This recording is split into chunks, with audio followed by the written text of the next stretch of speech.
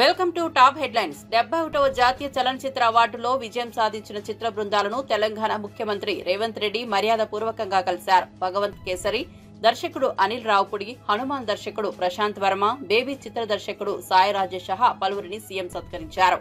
వారికి శాలువాలు కప్పి అభినందనలు తెలిపారు. తెలుగు సినిమా ప్రతిభ జాతీయ స్థాయిలో గుర్తింపు పొందడం గర్వకారణమని రేవంత్ రెడ్డి పేర్కొన్నారు. భవిష్యత్తులో మరిన్ని అంతర్జాతీయ స్థాయి విజయాలు సాధించాలని ఆకాంక్షించారు. తెలుగు సినీ పరిశ్రమకు ప్రభుత్వంగా పూర్తి మద్దతు ఇస్తామని హామీ ఇచ్చారు.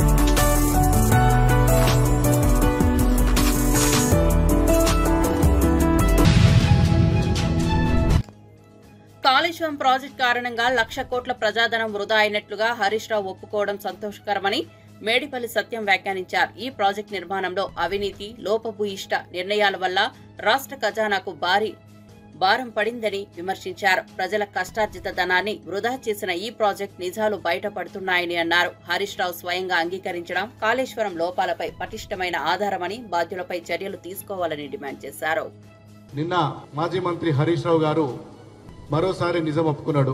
కాళేశ్వరం ప్రాజెక్టు కట్టి 1,00,000 కోట్ల ప్రజాధనాన్ని ముంచినట్లు స్వయంగా ఒప్పుకోవడం ఆయన కొంత సంతోషకరం. ఇప్పటికైనా కాళేశ్వరం ప్రాజెక్టు గురించి అసలైన నిజం చెప్పినందుకు, చేసిన తప్పు ఒప్పుకున్నందుకు హరీష్ రావు గారిని చూసి తెలంగాణ ప్రజలు కొంత జాలు చూపిస్తున్నారు. హరీష్ రావు గారు చెప్తారు, ఎల్లంపల్లి నుంచి గేట్లు ఎత్తివేసి నీటిని సముద్రంలోకి వదిలేస్తున్నారు, ఇది క్రిమినల్ నెగ్లిజెన్సీ కాదా అని చెప్పి నేను హరీష్ రావు గారు ప్రశ్నించాను. ఎల్లంపల్లి నుంచి నీళ్లు వదిలితే మరి సముద్రంలోకి ఎందుకు పోతున్నాయి? ఎల్లంపల్లికి ఆ రోజు మీరు దిగువన కట్టిన కాళేశ్వరం ప్రాజెక్టు బ్యారేజీలన్నీ ఏమైపోయినాయి? అవి నీళ్లు ఆపేటందుకు ఎందుకు పనికి రాకుండా పోయినాయి? ఆ రోజు అత్యంత నాసిరకంగా కుంగిపోయే విధంగా కట్టినది ప్రభుత్వం ఎవరు? అటువంటి గాలి మేడలు, గోదావరి నీళ్ల మీద కుంగిపోయే బ్యారేజీలు కట్టిన అవినీతి చరిత్ర కేసీఆర్ గారిది, హరీష్ రావుది కాదా అని నేను ప్రశ్నిస్తున్నా. ప్రజలకు ఈ రోజైనా నిజం తెలిసింది.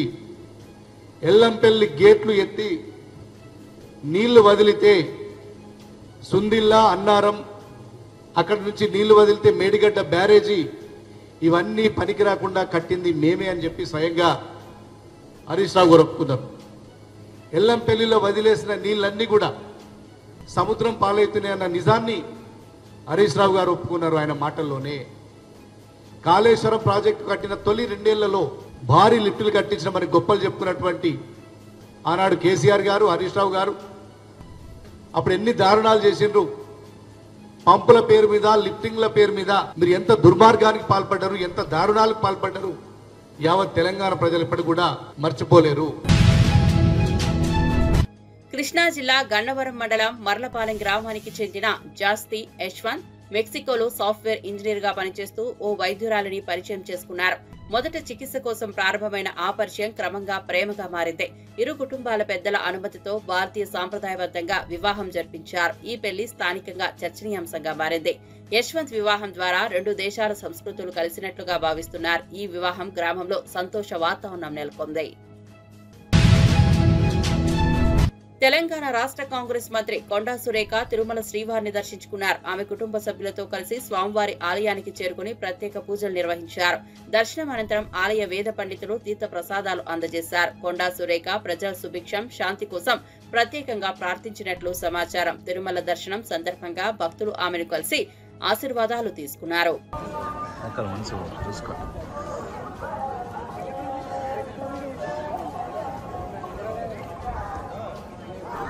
కూర్చోండి.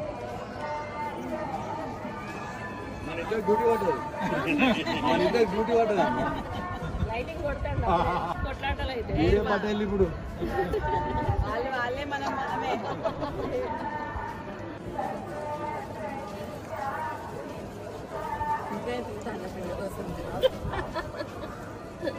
పాప కాకుండా ఎట్లుంది పాప? సూపర్ ఉందంట పాప. పాప ఎట్లుంది? సూపర్ ఉందంట. రష్యా ఉక్రెయిన్ యుద్ధ పరిణామాలపై చర్చించేందుకు వైట్ హౌస్ లో కీలక సమావేశం జరిగింది. అమెరికా అధ్యక్షుడు డొనాల్డ్ ట్రంప్, ఉక్రెయిన్ అధ్యక్షుడు వొలోడిమిర్ జెలెన్స్కీతో పాటు 7 యూరోపియన్ దేశాల అధ్యక్షులు ఈ భేటీలో పాల్గొన్నారు. యుద్ధం కొనసాగుతున్న నేపథ్యంలో శాంతి స్థాపన, మానవతా సహాయం, భద్రతా చర్యలపై ప్రధాన చర్చలు సాగాయి. ఉక్రెయిన్ కు మద్దతుగా మరిన్ని చర్యలు తీసుకోవాలని యూరోపియన్ నేతలు అభిప్రాయపడ్డారు.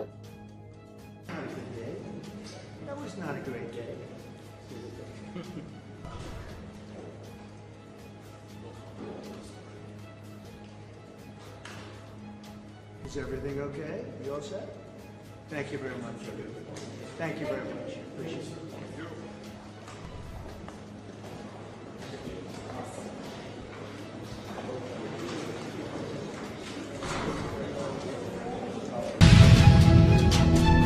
రష్యా ఉక్రెయిన్ యుద్ధం విషయంలో సమగ్రమైన శాంతిని సాధించాలన్నా, న్యాయం జరగాలన్నా అది సమిష్టిగా జరగాలని ఇటలీ ప్రధాని జార్జియా మెలోని అన్నారు.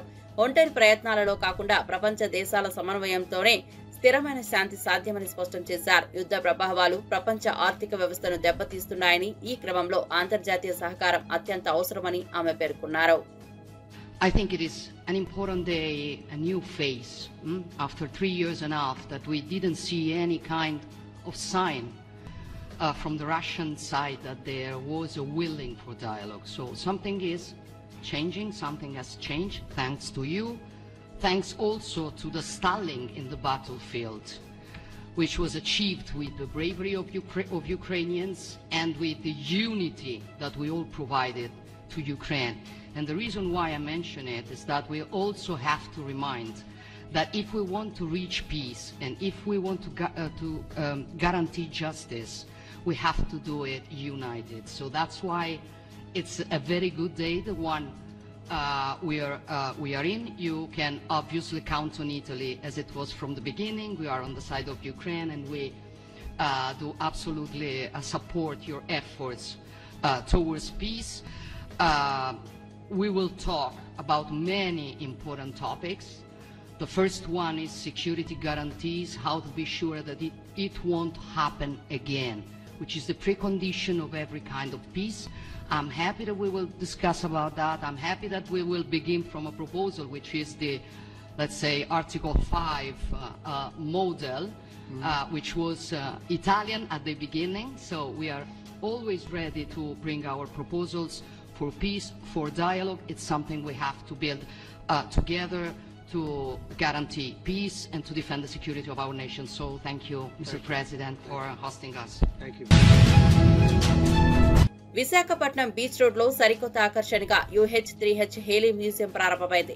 సుమారు 3.50 కోట్ల నిధులతో నిర్మించిన ఈ మ్యూజియాన్ని ఇన్ఛార్జ్ మంత్రి డోలా బాల వీరాంజనేయ స్వామి, హోంమంత్రి వంగలపూడి అనిత కలిసి ప్రారంభించారు. ప్రజలు, పర్యాటకులు ఆస్వాదించేలా ప్రత్యేకంగా మ్యూజియం రూపుదిద్దుకుంది. ఈ మ్యూజియం ద్వారా సైనిక విభాగంలో వాడిన UH-3H హెలికాప్టర్ చరిత్రను, దాని ప్రాముఖ్యతను సందర్శకులు తెలుసుకోగలరు. స్థానికులు, పర్యాటకులు విశాఖలో కొత్తగా చేరిన ఈ ఆకర్షణపై ఆనందం వ్యక్తం చేస్తున్నారు.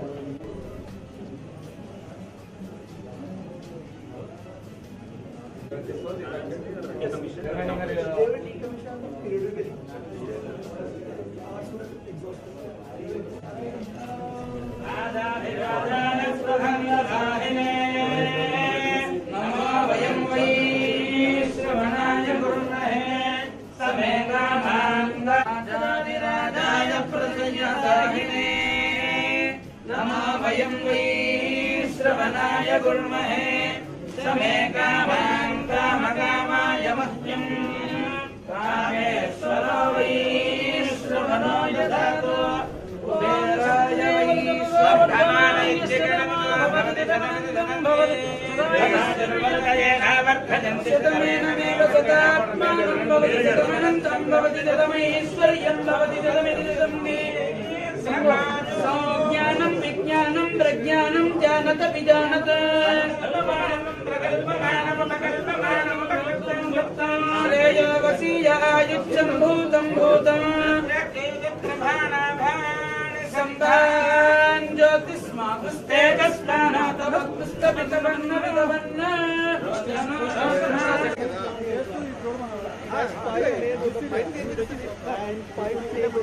తెలియాలి కదా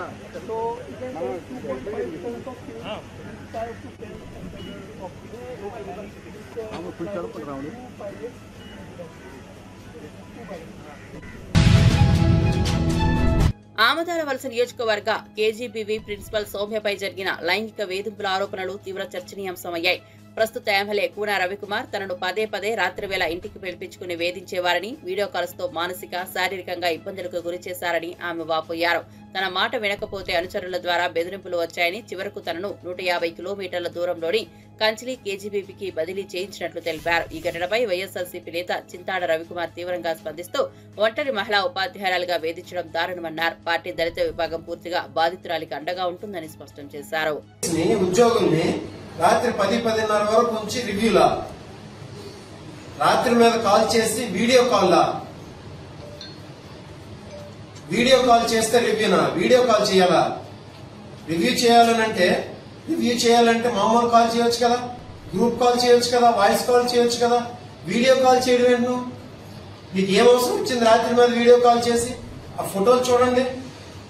వాళ్ళు నైటీలతో ఉంటే వాళ్ళని వీడియో కాల్ పెట్టేసి ఈయన ఒక పక్క వాళ్ళు ఒక పక్క, వాళ్ళ కింద ఉన్న వాళ్ళంట వీడియో కాలే సార్ చేయమన్నారని చెప్పడం అంట. ఎందుకోసం అది ఆవిడ తప్పు చేస్తుంటే అధికారులు అడగాలి. ఎమ్మెల్యేకి ఏం సంబంధం? కలెక్టర్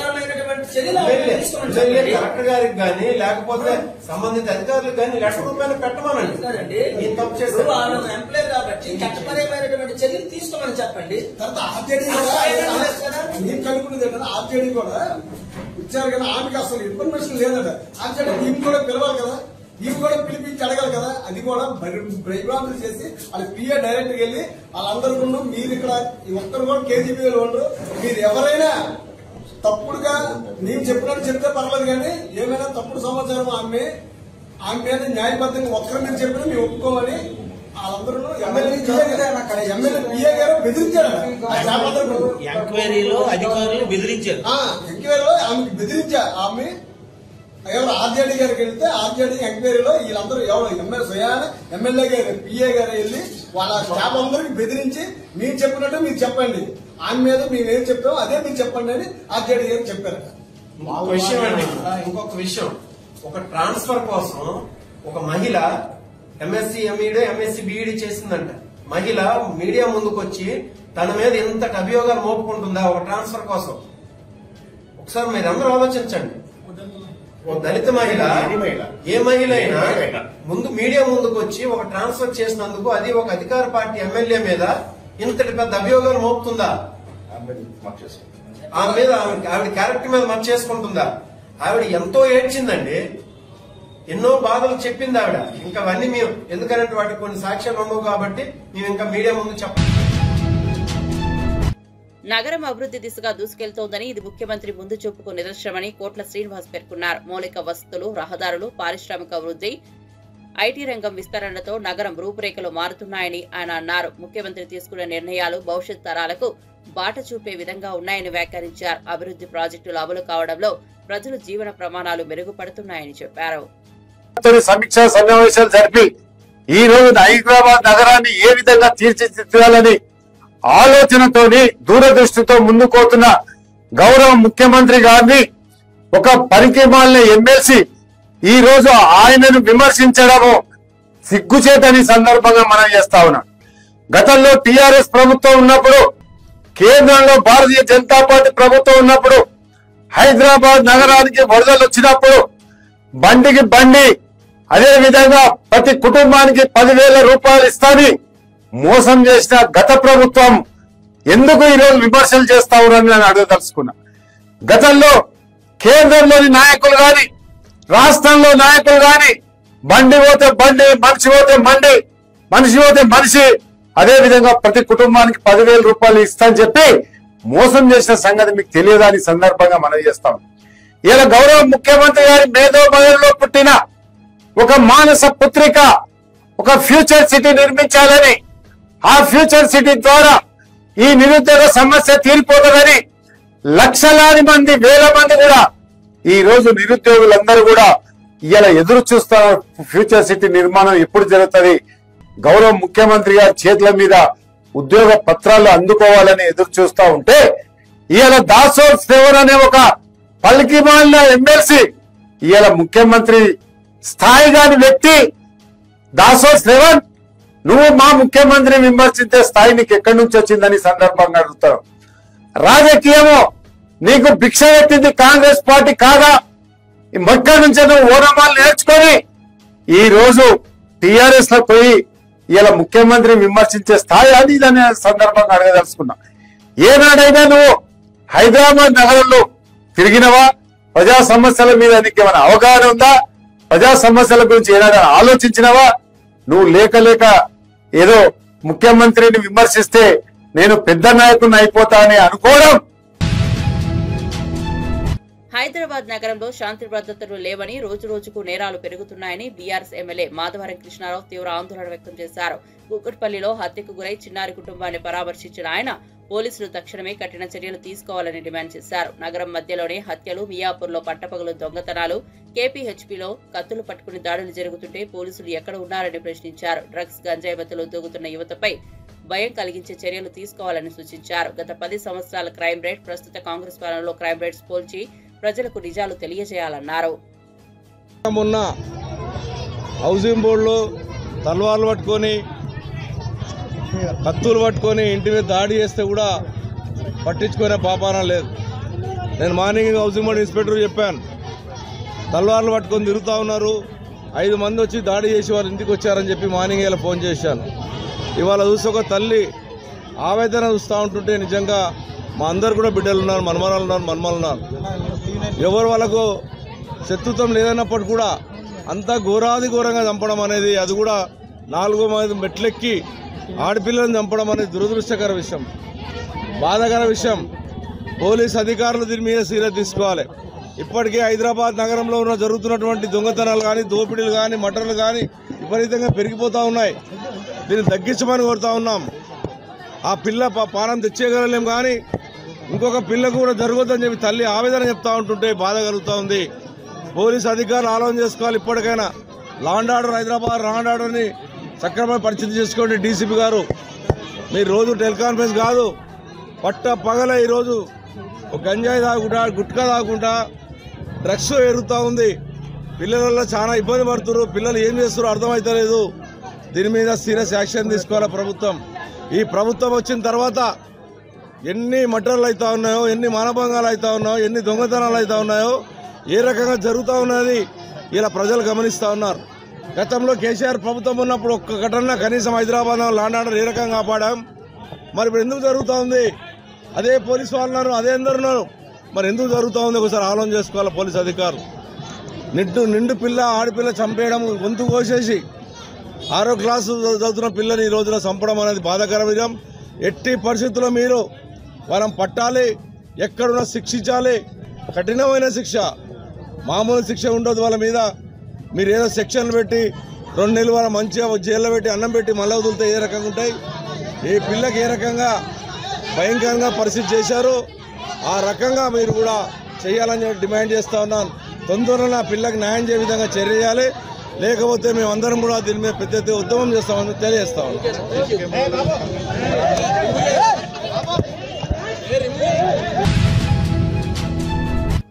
తెలుగు సినీ పరిశ్రమలో కార్మికుల వేతనాల పెంపు డిమాండ్స్ తో షూటింగ్స్ నిలిచిపోయాయి. 2000 లోపు జీతాలు ఉన్న వారికి శాతం ప్రకారం పెంచుతామని నిర్మాతలు ప్రకటించిన కొన్ని షరతులు అంగీకరించాలని స్పష్టం చేశారు. దీనిపై కార్మికులు అసమ్మతి వ్యక్తం చేయడంతో సమస్య క్లిష్టమైంది. ఈ పరిస్థితిలో అగ్రనేత నటుడు చిరంజీవి రంగంలోకి దిగి ఫెడరేషన్ సభ్యులతో సమావేశమయ్యారు. ప్రతి యూనియన్ సమస్యలను విన్న ఆయన త్వరిత పరిష్కారం కోసం నిర్మాతలతో చర్చిస్తానని హామీ ఇచ్చారు. పరిశ్రమ ఆగిపోకుండా ఇరు వర్గాలు అంగీకారానికి రావాలని పిలుపునిచ్చారు.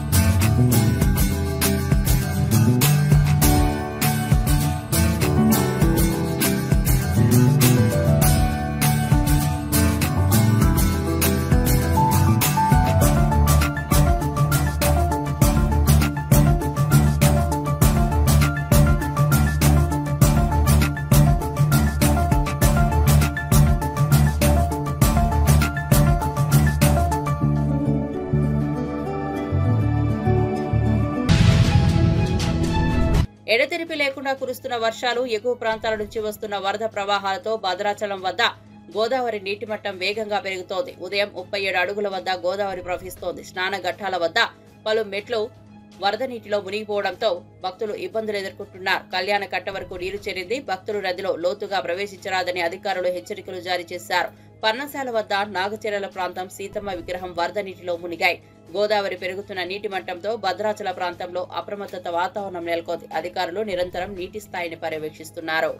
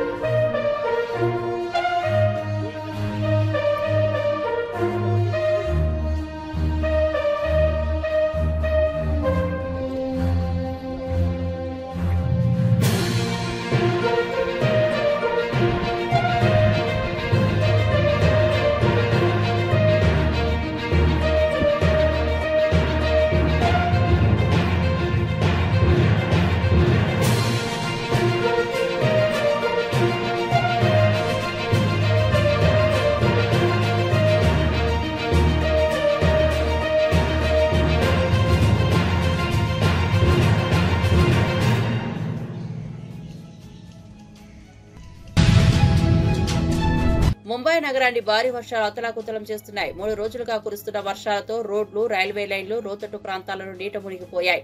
వాహనాల రాకపోకలకు తీవ్ర అంతరాయం ఏర్పడింది. విమానయాన సంస్థలు ప్రయాణికులకు జాగ్రత్తలు పాటించాలని సూచిస్తూ అడ్వైజరీ జారీ చేశాయి.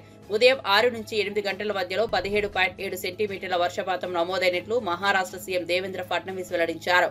నగరంలో వరద ప్రభావం పెరుగుతున్నందున ప్రజలు అత్యవసర అవసరాలు తప్ప బయటకు రాకూడదని అధికారులు హెచ్చరికలు జారీ చేశారు. రక్షణ బృందాలు లోతట్టు ప్రాంతాల్లో సహాయక చర్యలు చేపడుతున్నాయి.